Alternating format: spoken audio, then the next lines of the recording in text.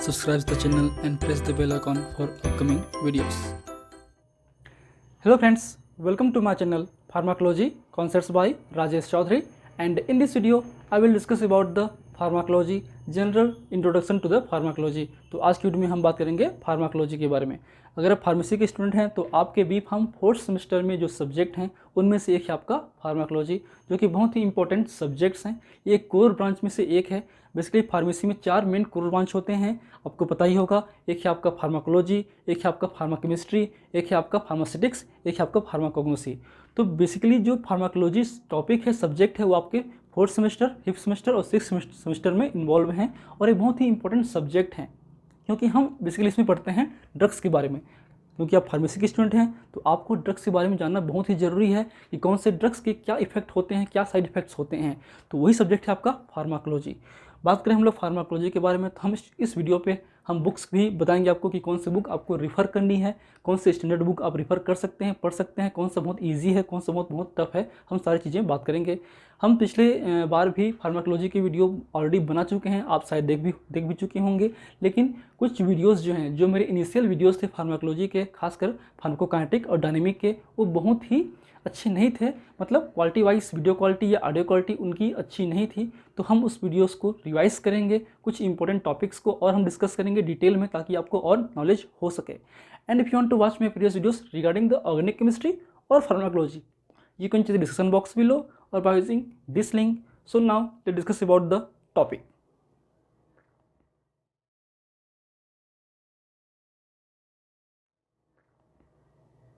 So what is the pharmacology?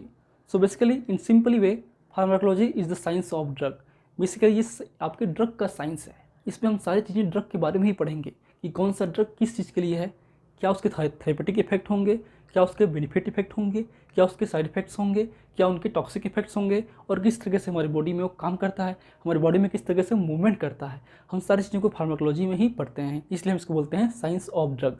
तो बात करें हम इस टॉपिक की, तो हम बात करते हैं पहले आपके सब्जेक्ट की। अगर आप फार्मेसी के स्टूडेंट हैं, बी फार्म फोर्थ सेमेस्टर के हैं, तो आपके जो फार्माकोलॉजी 1 है सब्जेक्ट हैं, उसमें बेसिकली 5 यूनिट होते हैं।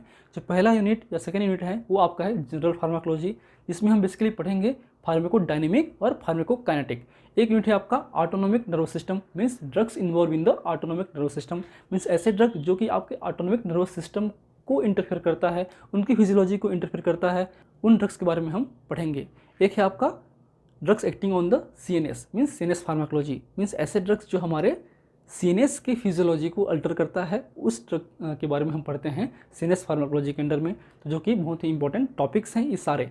खासकर बात करें आप जीपेट के स्टूडेंट हैं तो फार्माकोलॉजी से बहुत सारे एग्जांपल्स, बहुत सारे ऑब्जेक्टिव क्वेश्चंस बनते ही हैं। आपने देखा भी होगा, आपके सीनियर भी आपको बताते होंगे कि pharmacology is the most important subject in the GPAT, NIPER, DI और अदर कॉम्पिटिटिव एग्जाम्स। तो इस वीडियो को, इस टॉपिक को हम सीरियसली पढ़ेंगे, इस सीरीज़ को हम सीरियसली पढ़ने की कोशिश करेंगे।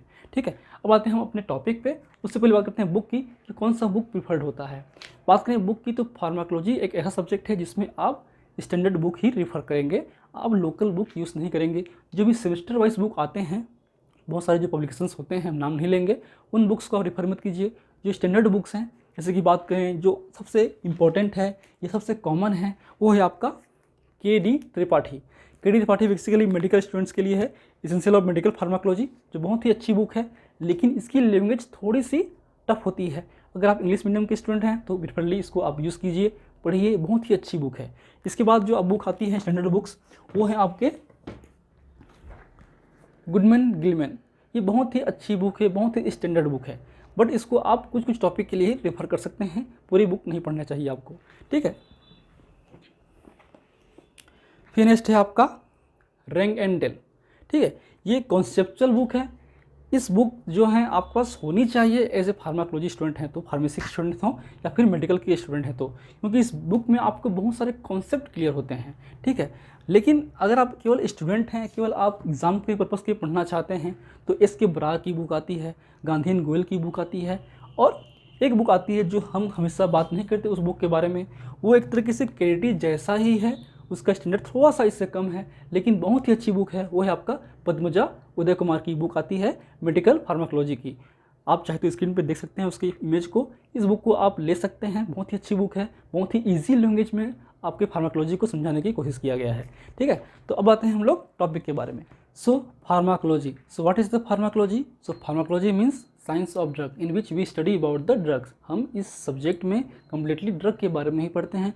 Basically pharmacology is come from और made up two Greek words. First is the pharmakon, that means drug, and second is the logos, that means discourse in, means which we can intake for our therapeutic benefits।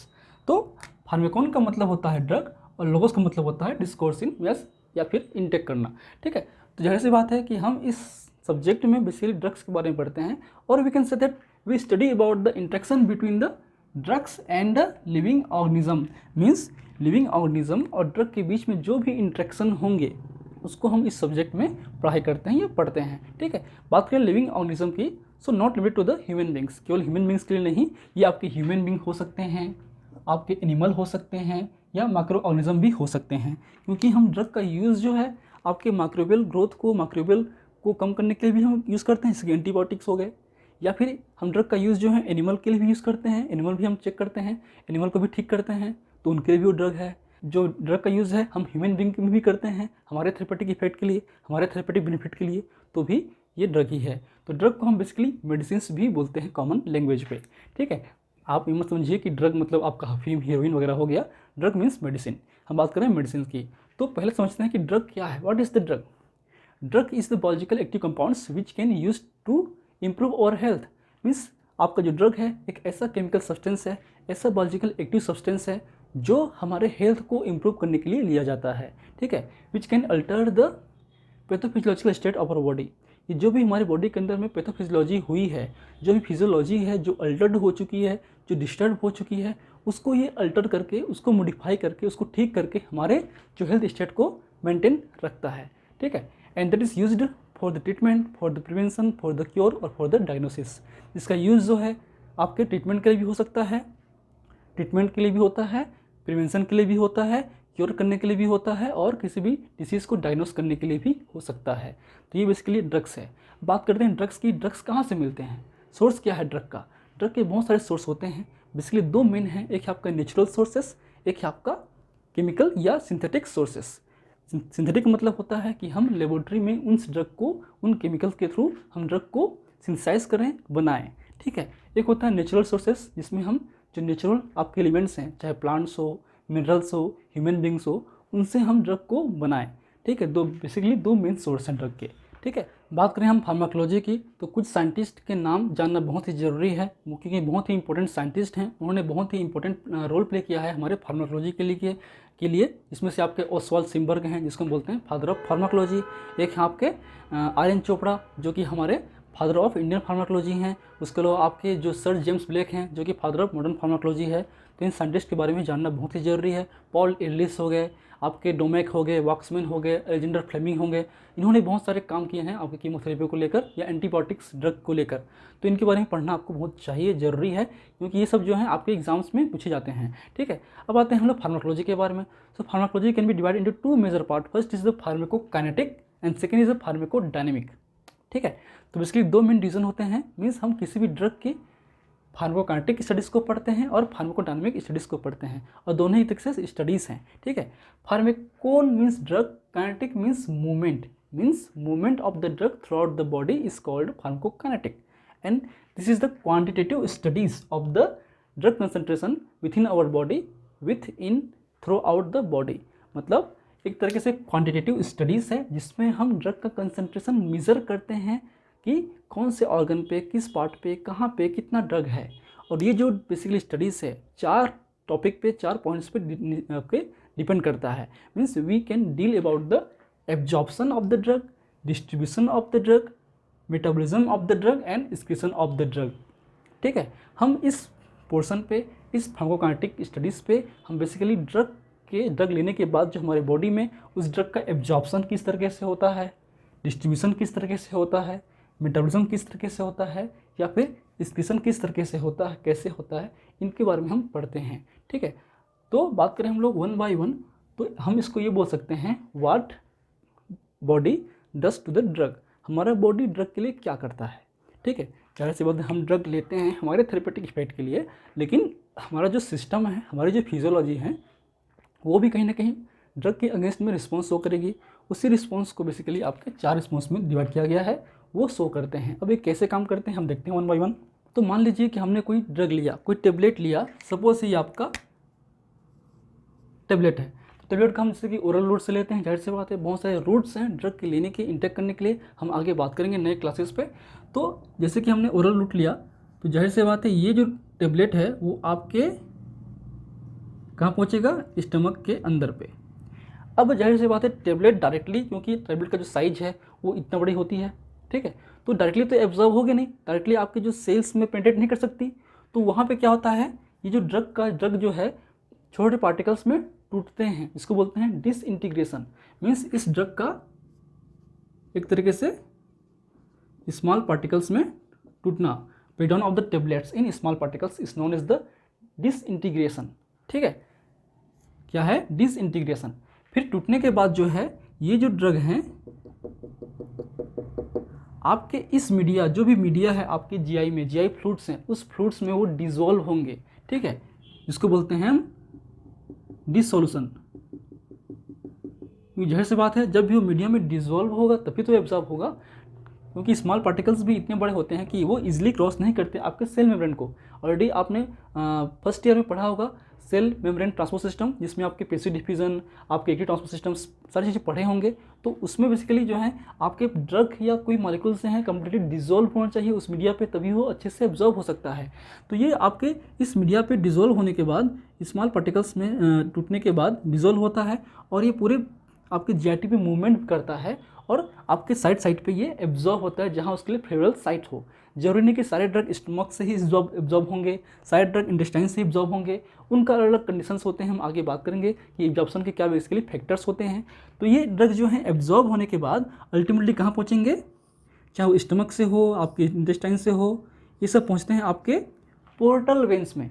क्योंकि GIT part से जो भी molecules absorb होते हैं वो directly आपके heart पे नहीं पहुँचते हैं, वो पोर्टल वेन के थ्रू पहुँचते हैं आपके लिवर पे for the metabolism, for the detoxification. अगर कोई फॉरेन पार्टिकल्स हो तो उसको डिटॉक्सिफाई कर लिए, जरूरी कि लिवर पे जाए और मेटाबॉलिज्म हो। तो मेटाबॉलिज्म एक तरीके से एलिमिनेशन पार्ट है। इसमें जो है एब्जॉर्प्शन, डिस्ट्रीब्यूशन एक अलग काम करते हैं। Metabolism and excretion both are the elimination process, both are the elimination process. याद रखिए ये जो दोनों हैं क्या है आपका एलिमिनेशन प्रोसेस। क्योंकि इस साइट पे ही, क्योंकि ड्रग हम लेने के बाद कुछ ड्रग एब्जॉर्ब होते हैं, कुछ ड्रग एब्जॉर्ब नहीं हो पाते हैं। जो ड्रग एब्जॉर्ब नहीं हो पाएंगे वो क्या करेंगे, आपके इससे फीकस के थ्रू निकल जाते हैं। मैक्सिमम ड्रग्स जो हैं आपके पहुंच जाते हैं आपके पोर्टल वेन पे, पहुंचते हैं लिवर पे मेटाबोलाइज्ड होंगे। मेटाबोलाइज मतलब होता है ultimately alteration of the chemical nature, उनके जो केमिकल नेचर हैं उस ड्रग के वो चेंजेस होंगे, क्योंकि हमारा बॉडी चाहता है जो फॉरेन पार्टिकल्स आए और ड्रग हमारे लिए उसमें फॉरेन पार्टिकल्स होते हैं, उनको पता नहीं है कि ये हमारे स्वास्थ्य को ठीक करने के लिए होता है, तो उस फॉरेन पार्टिकल की तरह ट्रीट करता है और उसके जो केमिकल नेचर है उसको चेंज करता है, मतलब आपकी लिपोफिलिक से हाइड्रोफिलिक में चेंज करता है। क्योंकि हमारे बॉडी के जो मीडिया है पूरा वाटरी मीडिया है और वाटरी मीडिया ही एक्सक्रीट आउट हो सकते हैं आपके यूरिन से, इसलिए वो चाहता है कि जो भी लिपिड पार्टिकल्स हो उसको वो हाइड्रोफिलिक नेचर का बनाए, आपके वाटर सोलबल बनाए, ताकि वो इजीली एक्सक्रीट आउट हो सके। तो इसलिए आपका जो मेटाबॉलिज्म है वो भी एक तरीके से एलिमिनेशन का ही पार्ट है। ठीक है, अब बहुत सारे ड्रग मेटाबॉलाइज्ड हो जाते हैं, बहुत सारे ड्रग मेटाबॉलाइज्ड नहीं होते हैं। तो जब ये पहुंचता है आपका इस वेंस में, इस वेंस में पहुंचने के बाद आपके पहुंचेंगे कहाँ पे, आपके हार्ट में। ठीक है, हार्ट से भी पहुंचते हैं आपके लंग से फिर आपके हार्ट में, और फिर हार्ट से पहुंचते हैं आपके ऑर्टा पे या फिर सिस्टमिक सर्कुलेशन पे। तो अल्टीमेटली कहने का मतलब ये है कि transportation of the drug from the site of administration to the systemic circulation is known as the absorption. क्या मतलब हुआ एब्जॉर्प्शन का, केवल यहाँ तक नहीं, आपके जिस साइट से आप ड्रग को इंजेक्ट कर रहे हैं, जिस साइट से आप ड्रग को इंटेक कर रहे हैं, यहाँ पे क्या है, जीआईटी साइट है आपका, इस साइट से आपके सिस्टमिक सर्कुलेशन जिसमें आपकी पूरी बॉडी में सर्कुलेट होता है, उस सर्कुलेशन तक पहुँचना एक तरीके से एब्जॉर्प्शन है। ठीक है, what is the absorption? Absorption is the transportation of the drug from site of administration to the systemic circulation is the drug absorption. Clear हो गया? अब बात करते हैं अब क्योंकि कुछ ड्रग तो मेटालाइज्ड हो गए ना, कुछ ड्रग निकल गए। सपोज आपने 100 mg का ड्रग लिया। 100 mg का ड्रग लेने के बाद आपको पता चला कि आपका केवल 50 mg ड्रग ही जो कि एक्टिव मॉलिक्यूल्स था, जो कि अनमेटाबलाइज्ड है, वो पहुंचा। इसका मतलब क्या हुआ? 50% is the bioavailability. So what is the mean of bioavailability? Bioavailability means fraction of the drug reach to the systemic circulation from the site of administration in unchanged form. ठीक है, मतलब कि drug का कितना fraction आपके site of administration से आपके systemic circulation तक पहुंच रहा है अनचेंज्ड फॉर्म में। जो मेटाबोलाइज्ड हो गए, जो निकल गए, वो वेस्ट है। तो अनचेंज्ड फॉर्म में कितना पहुंच रहे हैं उसको बोलते हैं बायो अवेलेबिलिटी। बात करें परसेंट पे, तो सपोज 100 mg ड्रग लिया, 50 mg पहुंचा, मतलब 50% इज द बायो अवेलेबिलिटी। अब यही ड्रग आपके ब्लड में है, यही ड्रग आपके एक्शन के लिए रिस्पॉन्सिबल है, इसलिए बोलते हैं bio availability. Means availability of the drug for the biological action. तो ये हो गया आपका एब्जॉर्प्शन, ये हो गया आपका मेटाबॉलिज्म। ठीक है, अब सिस्टमिक सर्कुलेशन में पहुंचने के बाद, क्योंकि जाहिर सी बात है हम ड्रग क्यों ले रहे हैं? ड्रग ले रहे हैं ताकि वो हमारे बॉडी के अंदर में थेरेपेटिक इफेक्ट शो कर सके, किसी आपके सेल्स पे जाके बाइंड हो सके। सेल्स पे बहुत सारे टारगेट रिसेप्टर्स होते हैं, सेलुलर प्रोटीन्स होते हैं, उन पे बाइंड अप करता है और रिस्पॉन्स देता है। तो इसलिए आपका जो ड्रग है पूरी बॉडी में सर्कुलेट होता है और डिस्ट्रीब्यूट होता है। Means distribution between the intravascular compound या इंट्रावेस्कुलर कंपार्टमेंट और blood to the extravascular compartment. Means आपके ब्लड और एक्स्ट्रावेस्कुलर कंपार्टमेंट, या सिंपल कहें ब्लड और टिश्यू के बीच में जो डिस्ट्रीब्यूशन है, कुछ आपके ब्लड में रहेंगे, हो सकता है कुछ आपके टिश्यू में जाएंगे। अगर आपकी जो एफिनिटी है, आपके ड्रग की एफिनिटी टिश्यू प्रोटीन्स में ज़्यादा है तो टिश्यू में पहुँचेंगे, और एफिनिटी जो है आपके ब्लड में जो प्रोटीन्स हैं जिसको बोलते हैं प्लाज्मा प्रोटीन्स, एल्ब्यूमिन हो गया, ग्लोबुलिन हो गया, ठीक है, उन पे अगर अधिक होती है एफिनिटी तो ब्लड में रहेंगे। ठीक है, तो जो आपके अनबाउंड ड्रग हैं, जो फ्री ड्रग होते हैं, ठीक है, जो कि प्रोटीन से, इस प्लाज्मा प्रोटीन से बाइंड अप नहीं करते हैं, वही ड्रग जो हैं आपके थेरेपेटिक एक्टिव के लिए रिस्पॉन्सिबल होता है। हम आगे बात करेंगे जब पढ़ेंगे डिस्ट्रीब्यूशन डिटेल में। तो उसमें जो टिश्यूज़ में, चाहे बात करें हम मसल्स की हो, बोन्स की हो या फिर फैट्स की हो, इन पे जाके आपके टिश्यूज़ में स्टोर होते हैं आपके ड्रग। तो कुछ जगह पे ये काम के हैं, कुछ जगह पे काम के नहीं हैं।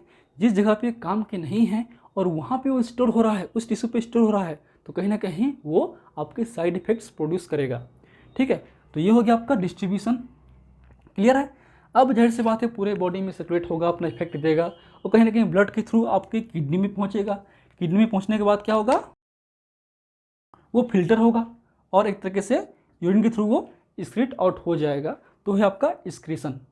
ठीक है, तो बेसिकली हम फार्माकोकाइनेटिक स्टडीज़ में हम सपोज 100 mg ड्रग लेने के बाद हम यहाँ पे चेक करते हैं ब्लड निकाल के कितना अमाउंट आपका पहुँचा। ठीक है, क्योंकि वो इम्पोर्टेंट है, क्योंकि आपका हर एक ड्रग की एक कुछ थेरेपेटिक ड्रग कंसंट्रेशन होती है, और ब्लड में कितना कंसंट्रेशन होना चाहिए कि वो अपना थेरेपेटिक इफेक्ट शो कर सके, वो एक डिफाइंड होता है, फिक्स्ड होता है। अगर अधिक हो गया तो आपको साइड इफेक्ट भी हो सकती है, कम हुआ तो आपको इफेक्ट भी, जो बेनिफिशियल इफेक्ट है वो भी नहीं आएगा। इसलिए बहुत ज़रूरी है कि हम इस स्टडीज़ को करना। ठीक है, हम आगे बात करेंगे जब हम पढ़ेंगे 1 by 1 डिटेल के में। ठीक है, तो ये हो गया आपका absorption, distribution, metabolism and excretion. अब आते हैं हम लोग फार्माकोडायनेमिक पे। पहले हमने पढ़ लिया कैसे कैसे ये होता है, क्या इनके प्रोसेस होते हैं। तो बेसिकली अब ड्रग जो हैं आपके ब्लड में पहुँचा, ब्लड में पहुँचने के बाद ये ड्रग जो मॉलिक्यूल्स हैं वो कहीं ना कहीं जो भी इनके स्पेसिफिक रिसेप्टर्स होंगे। अब बोलोगे इस रिसेप्टर्स क्या है? अगर आपने फिजियोलॉजी में पढ़ा होगा, आपका बहुत सारे सिग्नलिंग मॉलिक्यूल्स होते हैं जो कि सिग्नलिंग को कन्वे करते हैं, सिग्नलिंग को प्रोड्यूस करते हैं, और कुछ होते हैं सिग्नलिंग रिसीवर। आपके सेल्स में बहुत सारे ऐसे सेलुलर टारगेट प्रोटीन्स होते हैं, और वो टारगेट प्रोटीन्स एक तरीके से रिसेप्टर या रिसीवर की तरह काम करता है, जो कि ड्रग के बाइंडिंग के लिए बनाया गया है या बना होता है।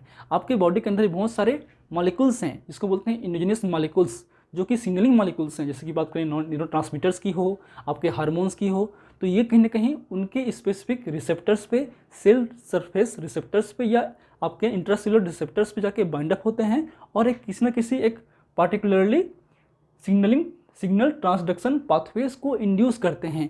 ये पाथवे बहुत तरीके से हो सकते हैं, जैसे कि बात करें जेक स्टेट की हो, साइक्लिक एएमपी की हो, कैल्शियम पाथवे की हो, या फिर IP3 DAG की हो, इनोसिटॉल ट्राइफॉस्फेट या डाइसल्ग्लिसराइल। बहुत सारे सिग्नलिंग पाथवे होते हैं, आपने शायद फिजियोलॉजी में थोड़ा सा पढ़ा होगा इंट्रोडक्टरी पार्ट। तो इनके पाथवे को इंड्यूस करने के बाद ये कहीं ना कहीं इन पाथवे के थ्रू अपना बायोलॉजिकल रिस्पॉन्स देते हैं, ठीक है। या तो वो इफेक्ट को कम करेंगे या इफेक्ट को बढ़ाएंगे, जिसकी वो डिमांड होगी। तो कहीं ना कहीं आपके ये जो पार्ट है वो आपका फार्माकोडायनामिक पार्ट है, means principle of the drug action. Drug किस तरीके से काम कर रहा है, ठीक है। What is the mode of action of the drug, drug के क्या मोड ऑफ एक्शन है, किस तरीके से बायोलॉजिकल रिस्पॉन्स दे रहा है। तो ये हो गया आपका मोड ऑफ एक्शन, कि वो किस रिसेप्टर्स पे जाके बाइंड अप करता है और किस सिग्नल ट्रांसडक्शन पाथवे के थ्रू वो अपना काम करता है। अब ये जो बायोलॉजिकल रिस्पॉन्स है एक तरीके से ये इफेक्ट है, ये बायोलॉजिकल इफेक्ट है। और वो इफेक्ट जो हैं आइदर थेरेपेटिक इफेक्ट और साइड इफेक्ट्स, क्योंकि हर इफेक्ट जरूरी नहीं कि वो अच्छे के लिए हो, है कि नहीं। जैसे कि बात करें हम लोग, अगर हम एंटी हाइपरटेंसिव ड्रग ले रहे हैं, मतलब हमारा मेन मोटो क्या है, हमारे ब्लड के, हमारे बॉडी के अंदर में जो ब्लड प्रेशर बढ़ा हुआ है उसको कम करना। तो ब्लड प्रेशर कम करने के अलावा जो भी वो उसके इफेक्ट्स होगा, जो भी होगा अच्छा या बुरा, वो क्या होंगे, साइड इफेक्ट्स होंगे। अगर वो हार्मफुल इफेक्ट होगा तो क्या होगा, एडवर्स ड्रग रिएक्शन या टॉक्सिक इफेक्ट। अगर वो बेनिफिशियल इफेक्ट हुआ तो क्या होगा, वो होगा एक तक सेकेंडरी इफेक्ट्स। जैसे कि बात करें हम लोग एग्जाम्पल के रूप में लें, जैसे कि आपका सपोज कोई ड्रग लिया, आपके बीपी को भी कम किया और आपके जो ब्रोंको को डायलेशन भी कर दिया, तो क्या होगा, वो अस्थमा भी ठीक कर रहा है और बीपी भी ठीक कर रहा है, तो अच्छी बात है। लेकिन अगर कोई ड्रग बीपी को कम कर रहा है लेकिन आपके ब्रोंकियो कंस्ट्रिक्शन कर दे रहा है, तो वो अस्थमा कॉज कर सकता है ना। इसलिए आपके ड्रग के मेन थेरेपेटिक इफेक्ट क्या होते हैं वो अलग चीज़ें हैं, और साइड इफेक्ट्स क्या होते हैं वो अलग चीज़ें हैं। तो बेसिकली हम फार्माकोकाइनेटिक स्टडीज़ में या फार्माकोडायनामिक स्टडीज़ में 3-4 चीज़ें मेनली पढ़ते हैं। वो है आपका मोड ऑफ एक्शन, जिसको हम बोलते हैं मैकेनिज्म ऑफ एक्शन। सेकेंड है आपका थेरेपेटिक इफेक्ट्स, मीन्स क्या उसके थेरेपेटिक इफेक्ट्स हैं, और एक है आपका फार्माकोलॉजिकल इफेक्ट्स या साइड इफेक्ट्स। तो अल्टीमेटली ये जो आपका 2 पॉइंट हैं उसको हम फार्माकोलॉजिकल इफेक्ट्स भी बोल सकते हैं। तो जाहिर सी बात है, अगर क्वेश्चंस में आते हैं write down the pharmacology of this drug, कोई भी ड्रग आ सकता है, ठीक है, जैसे कि स्टाइलकोलिन है, एड्रेनालिन है, बहुत सारे ड्रग्स होते हैं जो पढ़ोगे आप आने वाले क्लासेस पे। तो उस ड्रग का आपको क्या लिखना है कि वो ड्रग है क्या, पहला। दूसरा, ड्रग के क्या मोड ऑफ एक्शन होंगे, किस तरीके से वो काम करता है, ड्रग के क्या थेरेपेटिक इफेक्ट्स हैं, ड्रग के क्या साइड इफेक्ट्स हैं। अगर जाहिर सी बात है वो अगर इंडोजिनियस कंपाउंड्स हैं तो उसके फार्माकोलॉजिकल इफेक्ट्स होंगे, वहाँ पे आपको साइड इफेक्ट्स और थेरेपेटिक इफेक्ट्स को अलग अलग करना पॉसिबल नहीं होता है। उसके बाद लिखो क्या आपका फार्माकोकाइनेटिक प्रोफाइल, मीन्स क्या उसके एब्जॉर्प्शन हैं, डिस्ट्रीब्यूशन पैटर्न है, मेटाबॉलिज्म है, एक्सक्रीशन है, क्या उनके हैं। इसके अलावा हम लिखते हैं use of drug.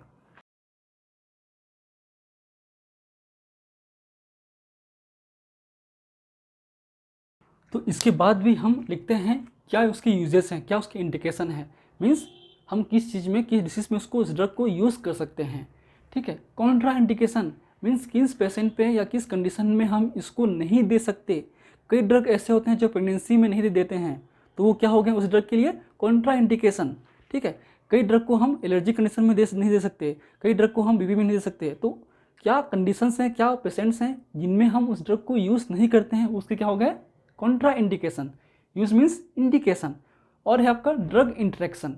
Drug interaction भी बहुत ही इंपॉर्टेंट है, ठीक है, कुछ ड्रग के लिए बहुत ज़रूरी है, क्योंकि अगर 2 ड्रग हम साथ में ले रहे हैं तो कहीं ना कहीं उन ड्रग के बीच में आपस में इंटरेक्शन हो सकता है, और वो इंटरेक्शन आपके लिए हार्मफुल भी हो सकता है और बेनिफिशियल भी हो सकता है, वो अलग मैटर है, ठीक है। तो ड्रग इंटरेक्शन भी आपको लिखना पड़ता है अगर उसमें रिक्वायरमेंट है तो। सो these are the basic information about the pharmacology, and if you want to note this lecture, please take a screenshot, and if you like my videos, please press the like button, share with your friend, and any feedback please comment on the comment section, that motivates me for the upcoming videos. In last, thank you, keep watching.